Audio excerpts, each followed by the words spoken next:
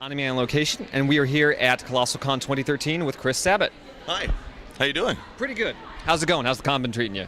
It's good. It's my first time at Colossalcon. They told me there was going to be a giant, baby white Bengal tiger here, and they lied. It's a baby white lion, and it's adorable.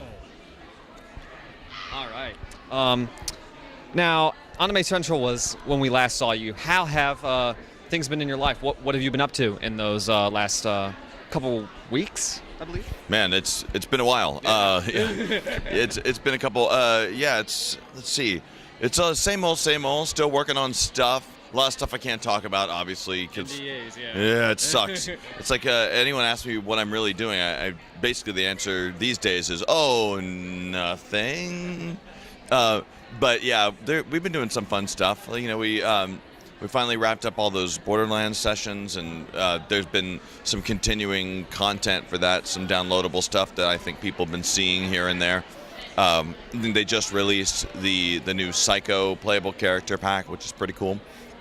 And you know, just being a dad and being a voice actor, you know, that kind of thing. Sounds great.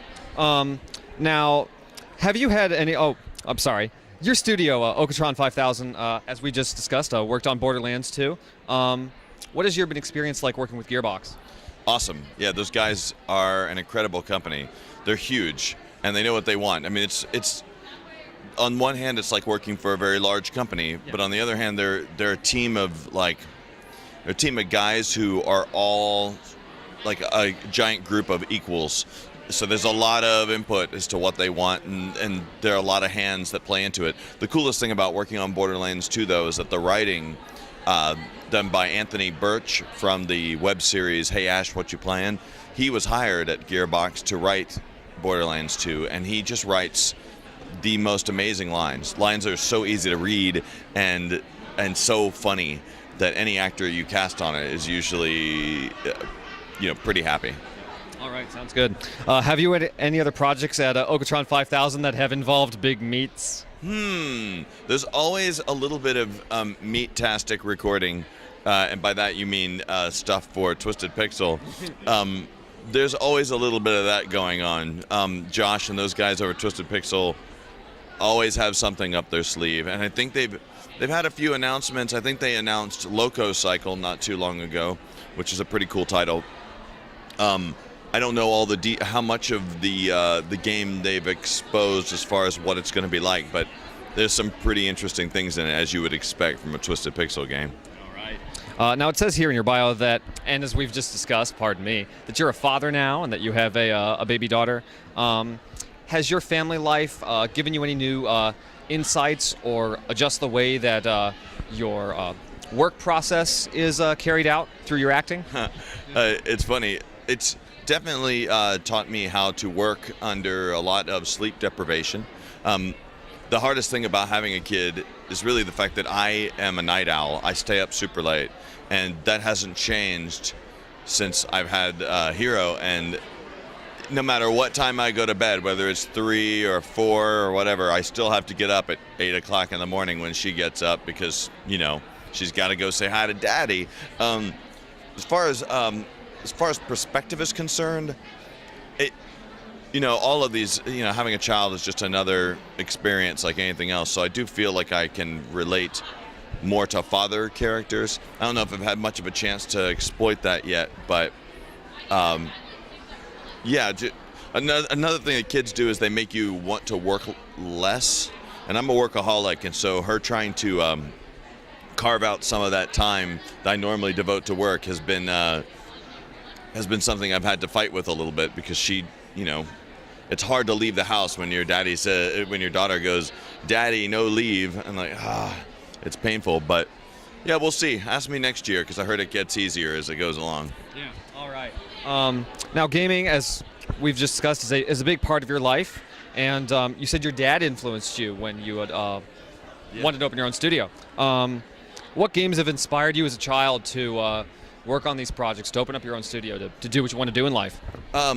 My parents were always really good about telling me, at least, that I am capable of doing anything I want to do. Now, they didn't necessarily say you can be a creative person, do whatever it is you want to do. Because my dad never understood that. He worked for IBM, a three-piece suit company his whole life.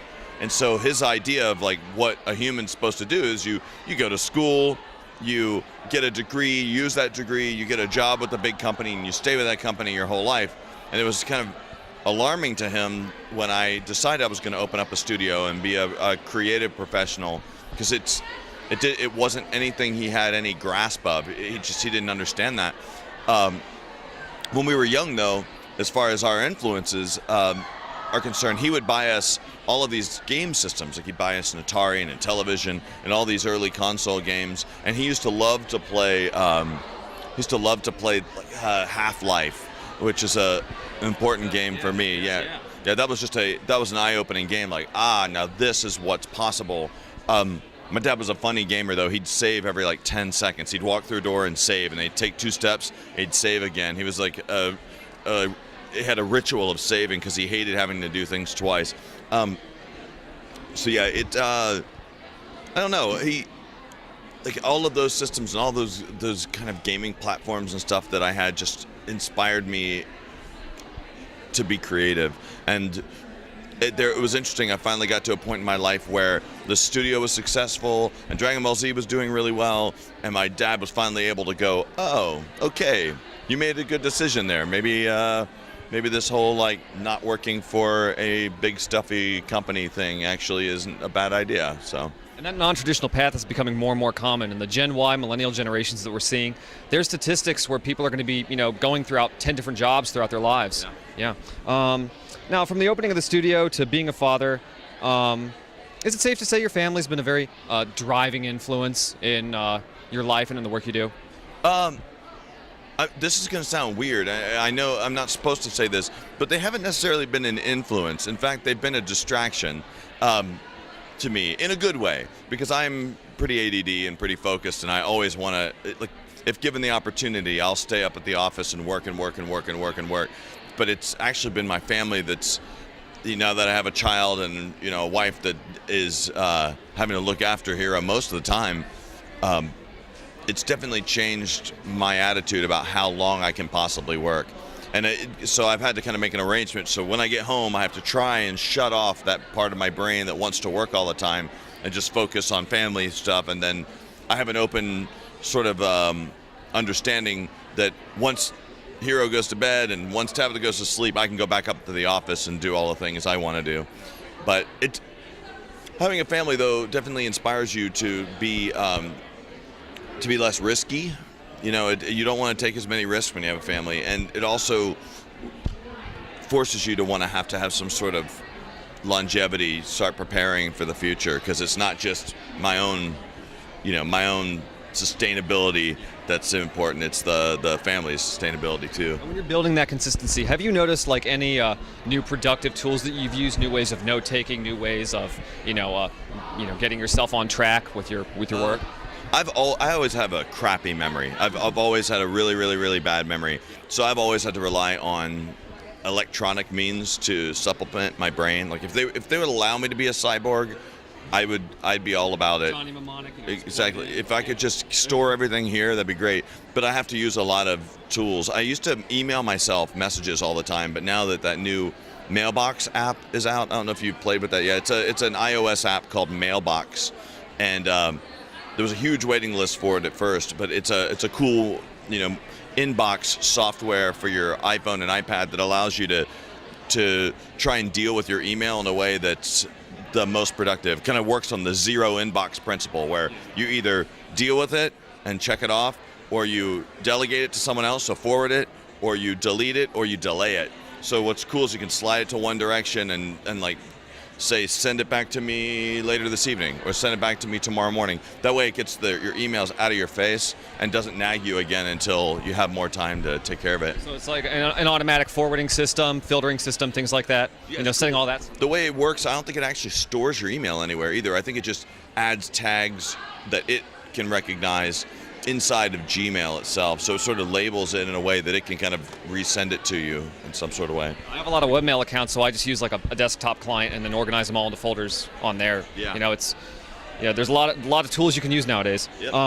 Now, are there any upcoming projects NDAs aside, loose lips you can talk about?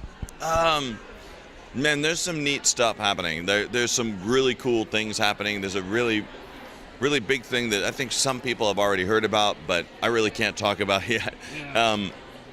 But yeah, we've been focused on one sort of thing for a while, and I wish I could tell you more about it, but unfortunately I can't. So, let's see. Trying to think of other shows or things I was in that have been released recently. We just finished all the Fujiko Mine stuff. The Lupin stuff was great. And I don't know if you heard, but we kind of mixed the casts up. Our Fujiko and the Dallas-based, dubbing pool wasn't available, and the subject matter was a little bit too gamey for her.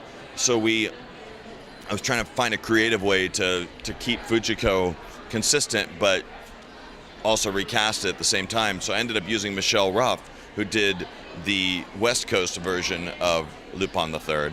And we were needing another Zenigata because the voice of Zenigata changed in the Japanese version of Fujiko Mine.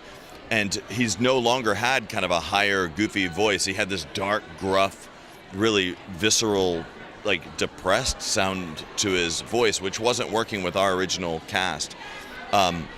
So since we were already using Michelle Ruff from the West Coast, I thought, well, maybe I could use Epcar, like David Epcar. And I thought, well, maybe that we could try that out, except he plays Jigen and I play Jigen, and I certainly didn't want to give that role up because it's one of my favorite roles. Yeah. So I talked to him like, so you were the director out there, I'm the director here. You understand that, you wouldn't give up Jigen for $1 million. Neither am I. How about you come to Dallas? We'll fly you out, and you can play Zenigata instead. And he was all about it. And so we have an interesting cast, sort of blends the two casts together. I think it works really well. I think people will really enjoy the dub for that reason. No, Lupin's awesome, and so I'm always looking forward to more stuff from it. Are there any final messages you can get to the fans out there watching? Brush your teeth, be nice to strangers, and watch Hannibal, because that's a good show. Unless you're a child or you're scared of things, because the show's terrifying. And that's it. I have nothing else. Nice talking with you. All right, nice talking with you. Chris Sabat, everybody.